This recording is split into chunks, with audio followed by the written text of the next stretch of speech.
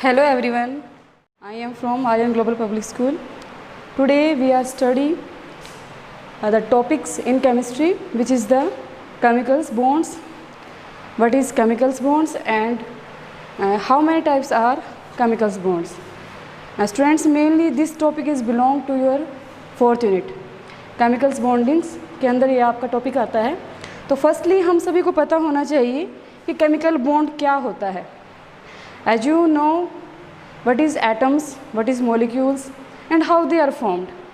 आप सभी को पता है, जो आपकी अर्लियर क्लासेस हैं उनके अंदर आपने एटम्स के बारे में भी पढ़ा है, मोलिक्यूल्स के बारे में भी पढ़ा है. अगर हम बेसिकली देखें कि how do molecules are formed, तो mainly when two atoms, maybe वो सिमिलर हो सकते हैं, मे बी वो डिफरेंट हो सकते हैं. जब दो मोलिक्यूल्स क्या करते हैं, एक दूसरे के कॉन्ट्रैक्ट में आते हैं, एक दूसरे के आमने सामने आते हैं, तो उस टाइम पर क्या करते हैं बेटा, वो अपने बैलेंस सेल में से इलेक्ट्रॉन की शेयरिंग करते हैं.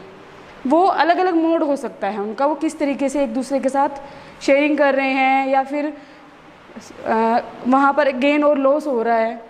इस तरीके से क्या होता है कि कहीं ना कहीं एक दूसरे को बेटा वो क्या कर लेते हैं, बाइंड अप कर लेते हैं.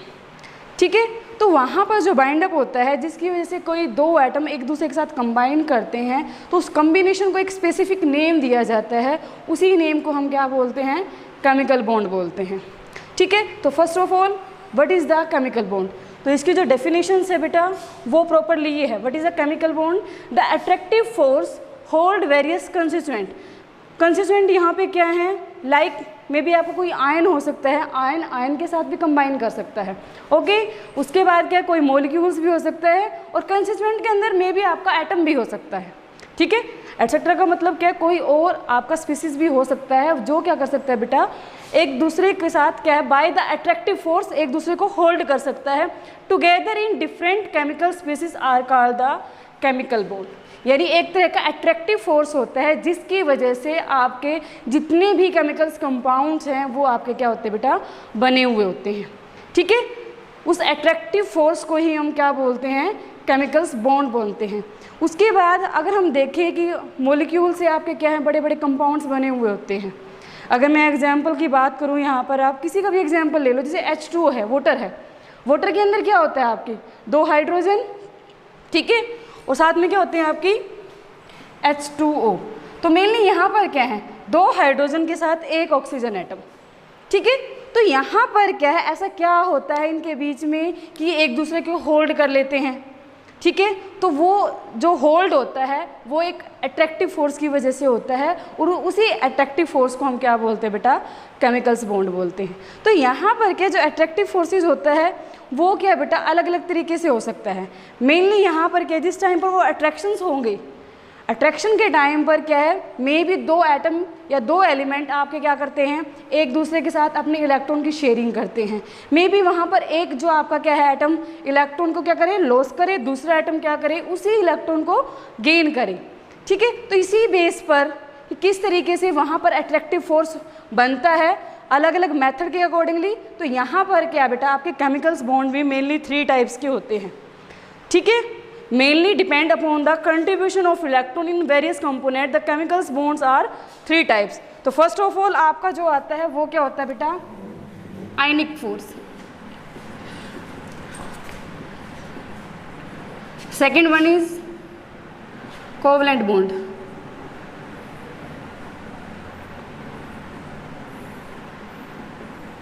और थर्ड वन इज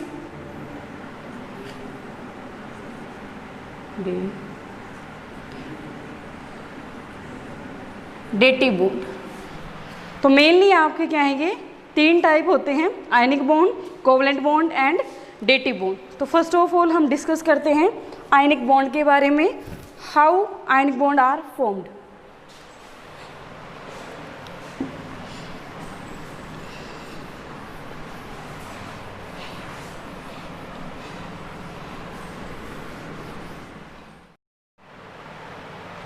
ठीक है बेटा, नेक्स्ट है हमारा आयनिक बॉन्ड. तो फर्स्टली होता क्या है आयनिक बॉन्ड, इसके दौरान होता क्या है, यहाँ पर क्या कहीं ना कहीं जो इलेक्ट्रॉन का ट्रांसफ़र होता है, क्योंकि हमें पता है मेनली जब भी आपका बॉन्ड बनेगा दो एटम के बीच में बनेगा, तो यहाँ पर क्या है एक एटम से जो वैलेंस सेल के अंदर जो इलेक्ट्रॉन होते हैं उनका कंप्लीटली ट्रांसफ़र होता है to the valence shell of another atom.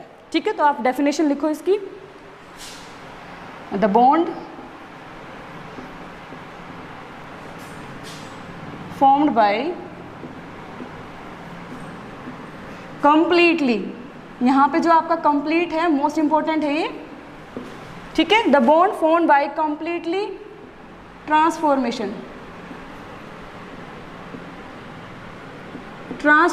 of valence cells electron, यानी कंप्लीटली ट्रांसफर किसका होगा, जो वैलेंस सेल के अंदर आपका क्या है, इलेक्ट्रॉन्स है, of one atom to the valence shell of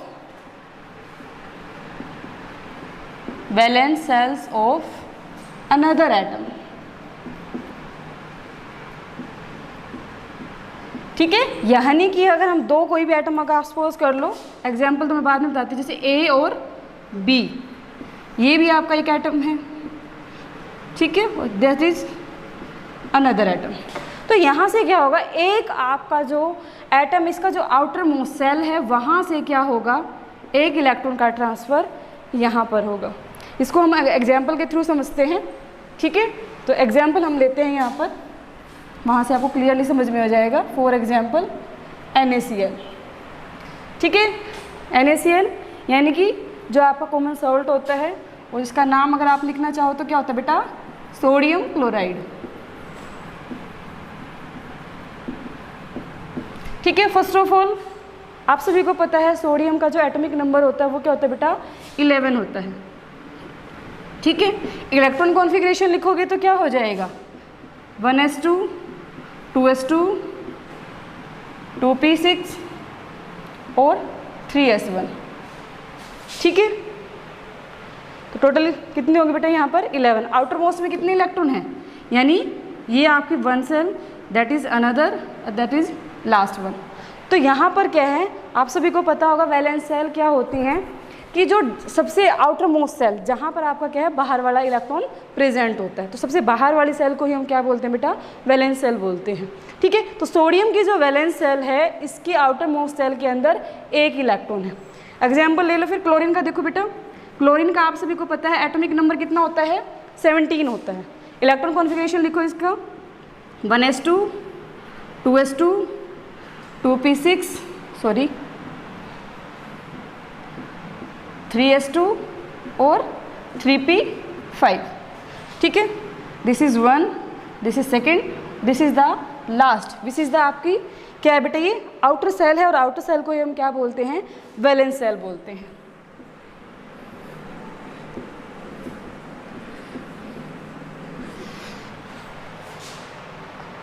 अगर आपने 10th क्लास में भी पढ़ा है ऑक्टेट रूल के बारे में, ठीक है, हल्का सा यहाँ पर मैं आपको उसको एक्सप्लेन कर देती हूँ। वैसे आपको पता ही होगा कि ऑक्टेट रूल क्या कहता है, कि यानी कि जब भी कोई दो एटम एक दूसरे के संपर्क में आते हैं, तो उस टाइम पर, या फिर ये कह लो कि कोई भी एटम जब किसी दूसरे एटम के कांटेक्ट में आता है, तो वहाँ पर क्या है, मेनली जब केमिकल रिएक्शंस होगी तो वहाँ पर क्या होता है बेटा, वो एक दूसरे के साथ इलेक्ट्रॉन की शेयरिंग करते हैं। तो यहाँ पर क्या है, जिस टाइम पर वो क्या है फ्री फॉर्म में होते हैं, उनकी एनर्जी क्या होती है, हाइयर होती है। एनर्जी हाइयर होती है तो वो क्या होते हैं, उस टाइम पर अनस्टेबल होते हैं। तो अपने आप को स्टेबल करने के लिए उन्हें क्या करना होता है, डिपेंड करता है उसकी आउटर मोस्ट सेल में कितने इलेक्ट्रॉन है, उसी के हिसाब से उसको क्या करना होता है, अपने ऑक्टेट को पूरा करना होता है। तो what is the octet rule? Octet rule का मतलब क्या है कि आउटर मोस्ट सेल के अंदर कितने इलेक्ट्रॉन आ जाए, आपके 8 इलेक्ट्रॉन अगर आ जाते हैं। अगर किसी भी एटम की वैलेंस सेल के अंदर 8 इलेक्ट्रॉन आ जाते हैं तो वो एटम आपका क्या हो जाता है बेटा, स्टेबल एटम हो जाता है। कैसा हो जाता है, स्टेबल एटम। और जब कोई चीज़ स्टेबल हो जाती है तो वो रिएक्ट नहीं करती। तो हर एक जो आपका एटम है या एलिमेंट है वो रिएक्टिव इसीलिए होता है क्योंकि उसका ऑक्टेट कंप्लीट नहीं होता। जैसे उसका ऑक्टेट कंप्लीट हो जाता है वो स्टेबल हो जाता है। तो यहाँ पर अगर हम बात करते हैं सोडियम के केस में, सोडियम की आउटर मोस्ट में कितने इलेक्ट्रॉन है बेटा? ओनली 1। तो ये इसीलिए काफ़ी रिएक्टिव होता है क्योंकि इसके ऑक्टेट में, क्योंकि आउटर मोस्ट सेल में सिर्फ एक ही इलेक्ट्रॉन है। अगर मैं बात करूँ, अगर इसको अपना ऑक्टेट पूरा करना है तो इसको क्या है, और 7 इलेक्ट्रॉन की ज़रूरत होती है। तो 7 इलेक्ट्रॉन लेना इसके लिए पॉसिबल नहीं होता, क्योंकि अगर हम इलेक्ट्रॉन ले रहे हैं या फिर इलेक्ट्रॉन दे रहे हैं, दोनों ही टाइम पर क्या है बेटा, हायर अमाउंट में एनर्जी की रिक्वायरमेंट रहती है। तो इसी वजह से यहाँ पर ये क्या करेगा, अपने आप को स्टेबल करने के लिए यहाँ से एक इलेक्ट्रॉन को क्या कर देगा, लूज कर देगा। जो सेकेंड सेल है यहाँ पर क्या है बेटा, इसके 6 और 2 यानी टोटल 8 इलेक्ट्रॉन प्रेजेंट है। इसी वजह से क्या है, टू अटेन द स्टेबिलिटी, यहाँ पर क्या करता है, सोडियम अपने एक इलेक्ट्रॉन को क्या कर देगा बेटा, लूज कर देगा। अगर मैं बात करूँ क्लोरीन की, क्लोरीन के आउटर मोस्ट में कितने बेटा, 5 और 2 7 यानी टोटल 7 इलेक्ट्रॉन यहाँ पर प्रेजेंट है। इसको सिर्फ एक इलेक्ट्रॉन की ज़रूरत है, तो यहाँ पर ये 7 इलेक्ट्रॉन छोड़ेगा तो नहीं, इसीलिए ये क्या करेगा, एक इलेक्ट्रॉन आपका ईजिली गेन कर लेगा। तो इसी वजह से यहाँ पर जो रिएक्शंस होती है वो क्या होगी, मेनली जो आपका सोडियम है, आप इसको सिंपल भी लिख सकते हो 2 8 1 की फॉर्म में, ये क्या करेगा बेटा, ईजिली एक इलेक्ट्रॉन को लूज कर देगा। यानी एक इलेक्ट्रॉन आपका क्या होगा, बाहर निकल जाएगा और यहाँ से क्या बनेगा आपका सोडियम आयन 2 8। ठीक है, यहाँ पर इसका ऑक्टेट कैसा है, कंप्लीट है। अब जो इलेक्ट्रॉन आपके सोडियम ने लॉस किया है उसको क्या करेगा, क्लोरीन गेन कर लेगा, Cl 2 8 5। थोड़ा सा इसको नीचे लिख लेती हूँ, ज़्यादा ऊपर हो गया, 2 8 5। ये मेनली एक इलेक्ट्रॉन को ईजिली गेन कर लेगा और यहाँ से क्या हो जाएगा आपका Cl नेगेटिव। क्या बना है यहाँ पर 2 8 6। ठीक है, टोटल की 2 8 7 थे यहाँ तो। इस तरीके से आपके क्लोरीन का भी क्या हो जाता है, ऑक्टेट कंप्लीट हो जाता है। ठीक है, ओवरऑल अगर आप इसको रिएक्शन की फॉर्म में लिखना चाहो तो कैसे लिखोगे बेटा, यहाँ लिख देती हूँ मैं,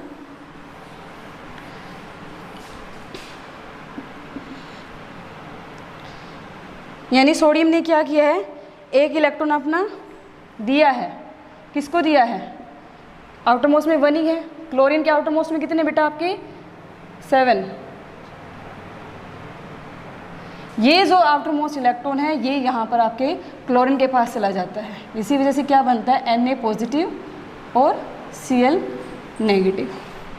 ठीक है, तो यानी कि जब भी आपका आयनिक बॉन्ड बनेगा, कोई एक एटम ऐसा होगा जो इलेक्ट्रॉन देगा, एक आपका एटम ऐसा होगा जो ईजिली इलेक्ट्रॉन को एक्सेप्ट करेगा। ठीक है, तो यानी कहीं ना कहीं यहाँ पर क्या है, जो आपका एटम क्या करता है बेटा, इलेक्ट्रॉन को लॉस करता है, उसे हम क्या बोलते हैं, इलेक्ट्रो पॉजिटिव एटम। ठीक है, जो एटम आपका क्या करता है, ईजिली इलेक्ट्रॉन को एक्सेप्ट करता है, उसको हम क्या बोलते हैं, इलेक्ट्रोनेगेटिव एटम।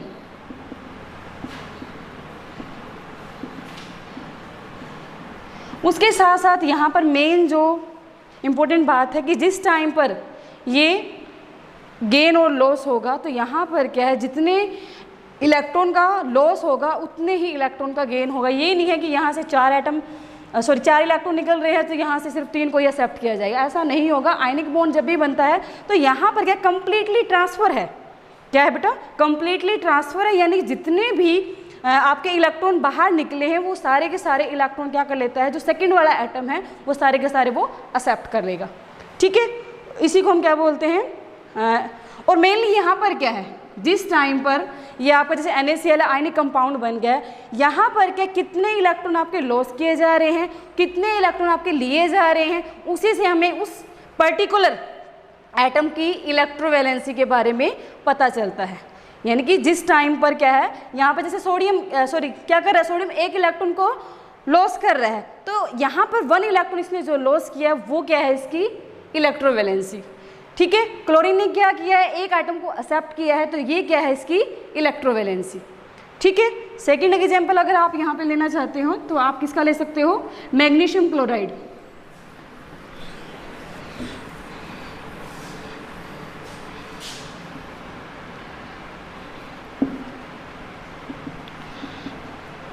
MgCl2। ठीक है, नाम लिखना चाहो तो लिख लो, क्लोराइड। ठीक है, Mg, atomic number as you know that is 12। ठीक है, electron configuration 1s2, 2s2, 2p6 and 3s2। Same is chlorine 17, 1s2, 2s2, 2p6, 3s2, 3p5। Chlorine की दो एटम हैं, दोनों के केस में क्या रहेगा बेटा आपका सेम एज इट इज़ रहेगा। अब बात करते हैं इनके वैलेंस सेल की। वैलेंस सेल के अंदर देखते हैं कि कितने इलेक्ट्रॉन आपके प्रेजेंट हैं। मैग्नीशियम के केस में देखो यहाँ पर क्या बेटा आउटर मोस्ट सेल के अंदर 2 ही इलेक्ट्रॉन प्रेजेंट है। ठीक है, बात करते हैं ऑक्टेट रूल के मुताबिक अपने आप को स्टेबल करने के लिए इसको क्या है बेटा 6 इलेक्ट्रॉन की और ज़रूरत है, क्योंकि ऑक्टेट रूल के अकॉर्डिंगली आउटर मोस्ट सेल के अंदर अगर 8 इलेक्ट्रॉन हो जाते हैं तो एटम आपका स्टेबल हो जाता है और वो फर्दर रिएक्ट नहीं करता। तो यहाँ पर वही लगा लो, 6 लेने हैं और 2 देने हैं। अगर ये 2 दे देता है तो ये वाला कॉन्फ़िगरेशन इसका रह जाता है, तो यहाँ पर क्या है बेटा ये वाली सेल 8 इलेक्ट्रॉन यहाँ पर हो जाते हैं तो ये स्टेबल हो जाएगा। इसीलिए मैग्नीशियम के लिए 6 लेने की बजाय 2 देना ज़्यादा इजी रहेगा। तो इसी वजह से यहाँ से क्या करता है आपका जो मैग्नीशियम एटम है वो क्या करेगा 2 इलेक्ट्रॉन को लूज़ कर देगा। अगर हम बात करते हैं क्लोरीन के केस में, पहले एग्जाम्पल में भी आया है यहाँ पर आउटर मोस्ट के अंदर कितने बेटा 7 इलेक्ट्रॉन। ठीक है, तो इसको क्या बेटा 1 इलेक्ट्रॉन लेना ज़्यादा ईजी रहेगा। तो इसी वजह से यहाँ पे क्या होगा Mg, आप ऐसे भी लिख सकते हो 282। यहाँ से क्या होंगे आपके 2 इलेक्ट्रॉन बाहर निकलेंगे। जितने इलेक्ट्रॉन आपके बाहर निकलते हैं उतना ही यहाँ पे क्या आ जाएगा प्लस पॉजिटिव चार्ज, यानी कि +2। ठीक है, प्लस का मतलब यहाँ पे ये नहीं है कि इसके अंदर ऐड किया गया है, ये चार्ज है, यानी कि इसने 2 इलेक्ट्रॉन को क्या किया बेटा लूज़ किया है। सेम अगर हम लेते हैं क्लोरीन के केस में 7, यहाँ पर 2 क्लोरीन के एटम है MgCl2। तो यहाँ पर क्या है एक जो यहाँ से 2 निकले हैं ना 2 इलेक्ट्रॉन, 1 इलेक्ट्रॉन आपका ये 1 क्लोरीन ले लेगा, एक जो इलेक्ट्रॉन आपका सेकंड वाला क्लोरीन ले लेगा। अब दोनों को लिखना चाहो तो दोनों को लिख लो, अदरवाइज अगर एक में समझ में आता है तो एक से समझ लो। Cl नेगेटिव, नेगेटिव का मतलब क्या है कि क्लोरीन ने 1 एटम को गेन किया है। Cl negative, electron configuration 288। ठीक है, यानी अगर आप लिखना चाहो तो कैसे लिखोगे, यहाँ लिख देती हूँ Mg, आउटर मोस्ट में कितने थे बेटा 2 इलेक्ट्रॉन 1 2। उसके बाद यहाँ पर आपका क्लोरीन, यहाँ पे सेकंड वाला क्लोरीन। क्लोरीन के आउटर मोस्ट में 7 होते हैं, 4 6 7, 2 4 6 और 7। 1 इलेक्ट्रॉन इसके दे दिया, 1 इलेक्ट्रॉन इसको दे दिया, तो क्या बना बेटा यहाँ पर आपका Mg के ऊपर क्या आ जाएगा 2 पॉजिटिव। उसके बाद यहाँ पर क्या आपके Cl है यहाँ पर। ठीक है, Cl2 कितने लगे हैं 2 लगे हैं तो 2। सिंपल हम इसको कैसे लिखते हैं MgCl2। कई बार चार्ज पूछ लिया जाता है Mg 2 पॉजिटिव, तो यहाँ पर क्या है Cl के ऊपर क्या आ जाएगा, इसके ऊपर भी नेगेटिव है, इसके ऊपर भी नेगेटिव है। ठीक है, तो ये आपका कंपाउंड बन गया है। ये तो एग्जाम्पल थे आयनिक बॉन्ड के। अब हमें कैसे पता चलेगा कि कहाँ पर आपका आयनिक बॉन्ड बनेगा, कौन कौन से फैक्टर हैं जिसकी वजह से हम ये कह सकते हैं कि यहाँ पर आपका क्या बनेगा बेटा आयनिक बॉन्ड बनेगा। तो यहाँ पर आप लिख सकते हो फैक्टर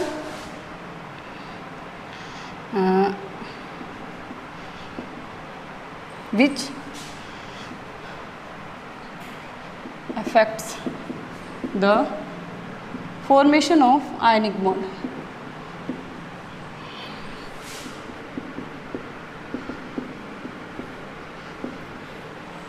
ठीक है, तो यहाँ पे आपने देखा कि एक एटम आपका क्या कर रहा है इलेक्ट्रॉन को छोड़ रहा है, एक क्या कर रहा है ले रहा है कहीं ना कहीं। जैसे एग्जांपल सोडियम के ऊपर आपका पॉजिटिव चार्ज था, इसके ऊपर क्या है नेगेटिव चार्ज। ये आपने लोअर क्लासेस में पढ़ा है कि जो अपोजिट चार्ज होते हैं वो क्या करते हैं, एक दूसरे को अट्रैक्ट करते हैं, और उसी अट्रैक्शन को हम क्या बोलते हैं यहाँ पर, बॉन्ड बोलते हैं। ठीक है, यहाँ पे कोई रस्सी नहीं बंधी है इसके बीच में कि जिसकी वजह से एक दूसरे को खींचते हैं। यहाँ पर क्या है बेटा, एक के ऊपर पॉजिटिव चार्ज है, एक के ऊपर क्या है, नेगेटिव चार्ज है, और ये चार्ज ही क्या करते हैं, एक दूसरे के क्लोज लेके आते हैं, और इसी अट्रैक्शन यहाँ पर आपकी एग्जिस्ट करती है। उसी अट्रैक्शन को हम क्या बोलते हैं, बॉन्ड बोलते हैं। इसके केस में किसकी वजह से अट्रैक्शन हो रही है, आयन्स की वजह से। एक पॉजिटिव आयन है, एक आपका कैसा है, नेगेटिव आयन्स है, और आयनिक यहाँ पर अट्रैक्शन है। इसी वजह से बॉन्ड का नाम क्या होता है आपका, आयनिक बॉन्ड। तो यानी अगर मैं इसको देखूँ तो सबसे पहले क्या होना चाहिए, एक एटम आपका ऐसा होना चाहिए जो ईजिली इलेक्ट्रॉन को लूज कर दे, यानी कि कहीं ना कहीं ये जो आपका कैटायन बना हुआ है और ये क्या बेटा आपका एनायन है। तो फर्स्ट ऑल हमारी क्या ज़रूरत होगी कि एक आइटम आपका ऐसा होना चाहिए जो ईजिली अपने इलेक्ट्रॉन को लूज कर दे, ठीक है, जिसकी वजह से क्या है वहाँ पर क्या एक कैटायन बन जाए। दूसरा आइटम आपका ऐसा होना चाहिए जो क्या करे, ईजिली इलेक्ट्रॉन को एक्सेप्ट कर ले, क्या कर ले, ईजिली इलेक्ट्रॉन को एक्सेप्ट कर ले, जिसकी वजह से वहाँ पर क्या आपका एनायन की फॉर्मेशन होगी। जब कैटायंस और एनायंस बनेंगे तो दोनों के बीच में क्या होगा बेटा, अट्रैक्टिव फोर्स एग्जिस्ट करेगा। तो 3 पॉइंट यही होते हैं, सबसे पहले फॉर्मेशन ऑफ एनायंस होनी चाहिए, उसके बाद फॉर्मेशन ऑफ आपके कैटायंस होना चाहिए, उन दोनों के बीच में फिर क्या होना चाहिए आपका अट्रैक्टिव फोर्स एग्जिस्ट करना चाहिए। उसके बाद यहाँ पर क्या, ये तो आपको पता चल गया भी 3 फैक्टर हैं जिसकी वजह से हम बता सकते हैं कि यहाँ पर आयनिक बॉन्ड आपका बन सकता है। अब कैटायन कहाँ पे बनेगा, अनायन कहाँ पे बनेगा। कैटायंस अनायंस बन जाएंगे तो अट्रैक्टिव फोर्स तो अपने आप एग्जिस्ट करेगा, लेकिन first of all cations anions की फॉर्मेशन कहाँ पर होगी हमें कैसे पता चलेगा, वहाँ पर कौन कौन से फैक्टर हैं जो आपके आयनिक बॉन्ड की स्ट्रेंथ और फॉर्मेशन को अफेक्ट करते हैं। तो सबसे पहले वहाँ पर जो थिंग्स आती है वो आती है आपकी आयनाइजेशन एनर्जी। आयनाइजेशन एनर्जी बोलो या फिर आयनाइजेशन एंथैल्पी, सेम चीज़ होती है बेटा, ठीक है। एंथैल्पी का मतलब भी क्या होता है, एनर्जी होता है, मैं साथ में लिख देती हूँ।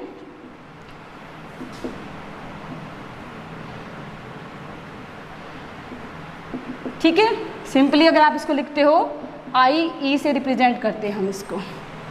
फर्स्ट ऑफ ऑल आपको पता होना चाहिए होती क्या है आयनाइजेशन एनर्जी। तो ये क्या होती है बेटा, वो एनर्जी, मिनिमम अमाउंट में वो एनर्जी जिसकी वजह से क्या है किसी भी आइसोलेटेड गैसियस एटम, ये टर्म आपकी मेन है, आइसोलेटेड गैसियस एटम,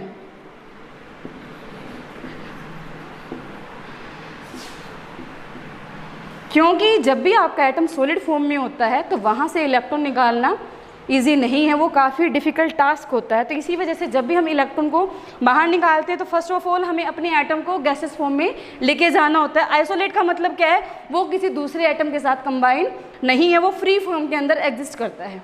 तो जिस टाइम पर आपका क्या है गैस, कोई भी एटम गैसेस फॉर्म में और कैसा बेटा आइसोलेट यानी फ्री फॉर्म में है, तो उसके आउटर मोस्ट सेल के अंदर जो इलेक्ट्रॉन है, या फिर ये कह लो क्योंकि हमें पता है कि सबसे बाहर वाला जो इलेक्ट्रॉन होता है वो काफ़ी फ्रीली अटैच होता है अपने न्यूक्लियस के साथ, ठीक है। कहीं ना कहीं क्या होती है हमें पता है, अगर मैं मान लूँ ये आपका क्या है न्यूक्लियस है, उसके बाद सेल्स है ये आपकी क्या बेटा आउटर मोस्ट सेल है, यहाँ पर जो इलेक्ट्रॉन होता है वो आपके न्यूक्लियस के साथ एज कम्पेयर टू फर्स्ट और सेकेंड सेल के जो इलेक्ट्रॉन है लूजली बाउंडेड होता है, ठीक है। तो इसी वजह से क्या है आयनाइजेशन एंथैल्पी का मतलब क्या, वो एनर्जी जो हमें कब चाहिए होती है, किसी भी आइसोलेटेड गैसेस एटम से उसका सबसे लूज इलेक्ट्रॉन को बाहर निकालने के लिए चाहिए होती है, ठीक है। किसी भी आइसोलेटेड गैसेस एटम में से उसके आउटर मोस्ट सेल में से जो लूजली बाउंडेड इलेक्ट्रॉन होता है उसको निकालने के लिए हमें जितनी एनर्जी चाहिए होती है उसी को हम क्या बोलते हैं, आयनाइजेशन एंथैल्पी या फिर आयनाइजेशन एनर्जी हम बोलते हैं, ठीक है। तो ये बात तो समझ में आ गई कि जितना ईजिली इलेक्ट्रॉन निकलेगा यहाँ से उतना ईजिली क्या बेटा आपका कैटायन की फॉर्मेशन होगी। तो कहने का मतलब क्या, जो आयनाइजेशन एनर्जी या एंथैल्पी की वैल्यू है वो हमें कैसी चाहिए होती है, लो चाहिए होती है। जितनी लो आयनाइजेशन एंथैल्पी होगी किसी भी एटम की वो इतना ईजिली ही क्या बनाता है वहाँ पर आपका कैटायन बनाता है। और जब कैटायन ईजिली बन जाएगा तो कहीं ना कहीं आप ये कह लो कि आयनिक बॉन्ड बनने का एक स्टेप आपका कहीं ना कहीं आगे प्रोसीड हो जाता है, ठीक है। सेकेंड यहाँ पर जो चीज़ आती है वो क्या आती है, इलेक्ट्रॉन गेन एंथैल्पी, ठीक है। इलेक्ट्रॉन गेन एंथैल्पी में मेनली क्या होता है कि यहाँ पर क्या कितना ईजिली कोई भी आपका एटम किसी दूसरे इलेक्ट्रॉन को वहाँ पर क्या बेटा अट्रैक्ट करता है अपनी तरफ, या फिर ये कह लो कि जो आपकी क्या होती है, लिख लेती हूँ, इलेक्ट्रॉन गेन एंथैल्पी।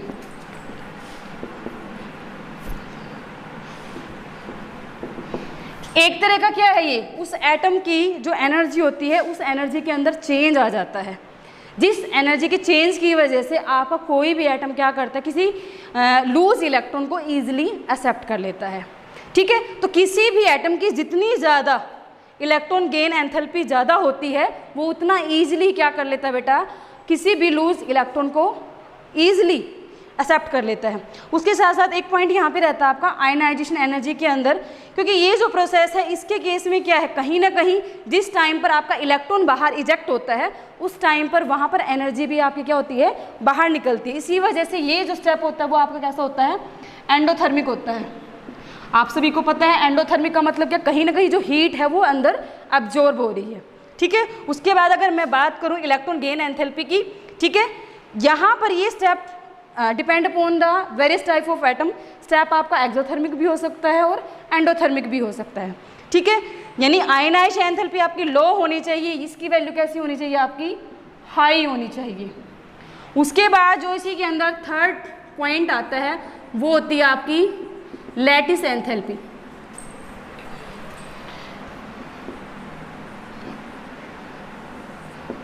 ठीक है, मेनली इसको हम रिप्रेजेंट किससे करते हैं बेटा, U से इसको हम रिप्रेजेंट करते हैं।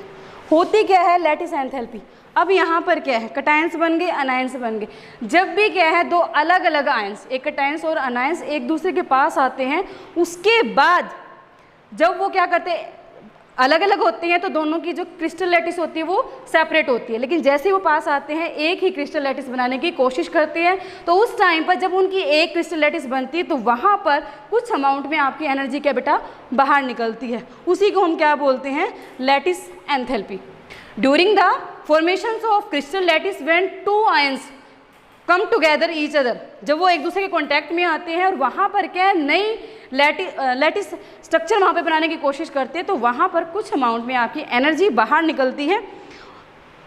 एनर्जी बाहर निकलती है तभी वहाँ पर क्या बेटा आपका एक नया कंपाउंड बन पाता है, उसी को हम क्या बोलते हैं, लैटिस एंथैल्पी। उसके बाद यहाँ पर क्या कहा गया कि जो लैटिस एंथैल्पी है इसकी वैल्यू हाइयर होनी चाहिए। क्या होनी चाहिए, हाइयर वैल्यू। जितने हाइयर वैल्यू होगी उतना स्टेबल आपका क्या होगा, कंपाउंड होगा। ऐसा क्यों है भाई, higher value of lattice enthalpy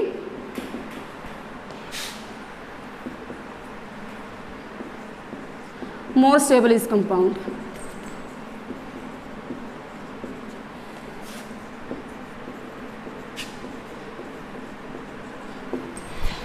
क्योंकि हमें पता है जिस टाइम पर कैटायंस और अनायंस बनते हैं, ठीक है, रिएक्शन कब तक होती है, रिएक्शन होती क्यों है, जब भी कोई दो एटम क्या होते हैं बेटा अनस्टेबल होते हैं और वो एक दूसरे के पास आकर जब कंबाइन कर जाते हैं तो स्टेबिलिटी का मतलब क्या है, जितनी उनकी रिएक्टिविटी थी वो जितनी बाहर निकल जाएगी, जितनी एनर्जी बाहर निकलेगी इसका मतलब वो उतने ही ज़्यादा स्टेबल हैं।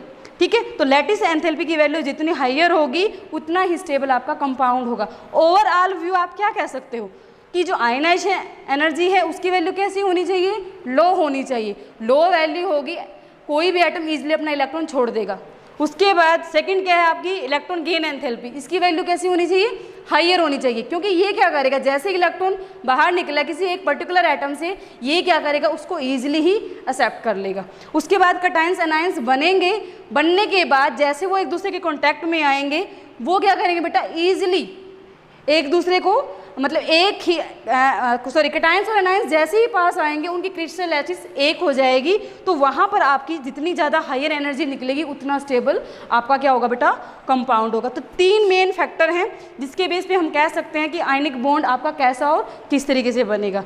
अगर मैं बात करूँ लैटिस एंथैल्पी की, ये क्या है, ये भी आगे आपके दो फैक्टर के ऊपर डिपेंड करती है कि कौन से केस में आपकी जो लैटिस एंथैल्पी की वैल्यू हाइयर होगी और किस केस में आपकी लैटिस एंथैल्पी की वैल्यू लो होती है। तो दो फैक्टर वो कौन कौन से होते हैं जिसके ऊपर आपकी लैटिस एंथैल्पी डिपेंड करती है। तो फर्स्ट अगर मैं बात करूं वो क्या होता है बेटा आपका size of ion.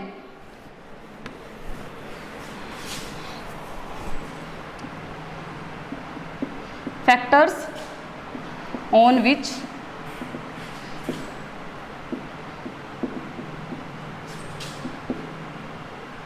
Lattice enthalpy is depend. ठीक है बेटा, तो फर्स्ट आता है आपका साइज ऑफ आयन। यहाँ पर क्या है, मेनली आपके आयन का साइज कैसा होना चाहिए, स्मॉलर होना चाहिए। जितना आयन का साइज छोटा होता है वो इजीली एक दूसरे के साथ अप्रोच करने की कोशिश करते हैं, और जैसे ही जितना इजीली अप्रोच करेंगे इजीली कंबाइन होंगे, वहाँ पर कहीं ना कहीं आपकी जो लैटिस एंथैल्पी की वैल्यू होगी वो क्या होगी, आपकी हाइयर होगी। तो आप इसको ज़्यादा वो करने की ज़रूरत नहीं है, इतना ही याद कर लेना। हाँ, स्मॉलर द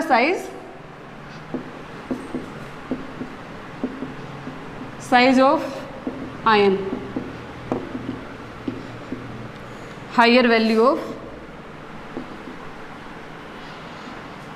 लैटिस एंथैल्पी। ठीक है, उसके बाद मैं बात करती हूँ सेकेंड फैक्टर की, वो आता है charge on the ion. Charge का मतलब क्या है कि पर्टिकुलर किसी भी एटम ने कितने इलेक्ट्रॉन लूज़ किए हैं। लूज़ करने के बाद अगर ये लगा लो वो एक एटम लूज़ करता है +1 चार्ज, अगर वो 2 इलेक्ट्रॉन लूज़ करता है तो +2 चार्ज, अगर वो 3 इलेक्ट्रॉन लूज़ करता है तो +3 चार्ज। तो यहाँ पर क्या कहा जाता है कि जितना ज़्यादा चार्ज होगा, ठीक है, जितना ज़्यादा चार्ज होगा उतनी ज़्यादा ही क्या होगी बेटा, लैटिस एंथैल्पी की वैल्यू होगी। तो लिख लो यहाँ पर higher the value of charge on ion, greater या फिर higher, greater will be value of lattice enthalpy.